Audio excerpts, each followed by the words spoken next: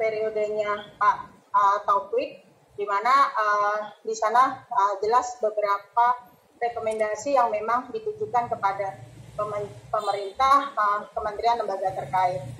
Nah, langsung saja saya sampaikan beberapa catatan rekomendasi kami.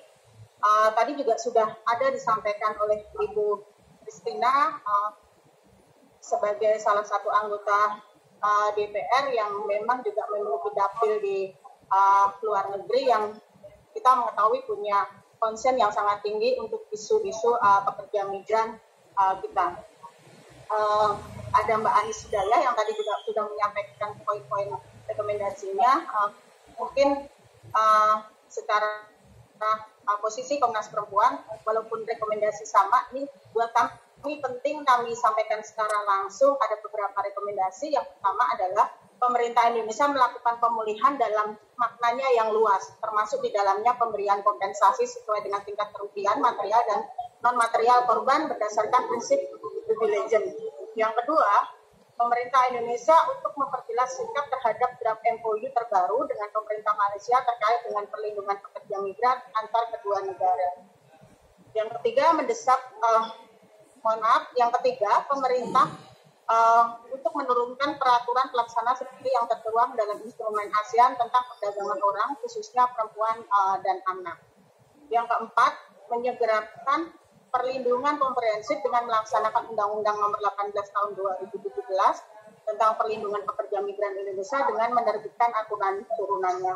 Karena sampai sekarang aturan turunan itu juga belum disahkan, terutama itu RPP tentang pengawasan, agar dapat dioperasionalkan dengan meratifikasi juga Konvensi ILO 189, tadi juga sudah disampaikan Mbak Anis, tentang kerja layak PRT, serta pengesahan RUU pekerja rumah tangga. Yang kelima, mendorong berbagai pihak, khususnya organisasi migran, CSO regional, NHRI di ASEAN, untuk membuat pelaporan tentang pelanggaran hak asasi migran yang akan diserahkan ke mekanisme HAM PBB saat Malaysia direview di PBB.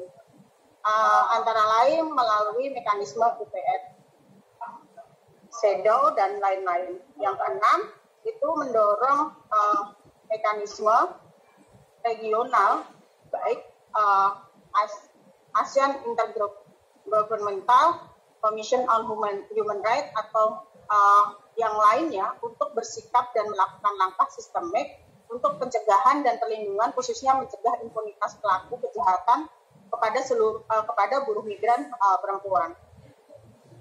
Ketujuh, pemerintah Indonesia di negara-negara ASEAN untuk menjalankan komitmen dan mengimplementasikan the ASEAN Convention Against Trafficking in Persons, especially women and children, ASEAN Consensus on the Protection and Promotion of the Rights of Migrant Workers, and ada juga Global Compact for Safe, Orderly, dan Regular Migration. Serta yang terakhir adalah mitigasi dampak Undang-Undang Cipta Kerja terhadap PMI, karena ada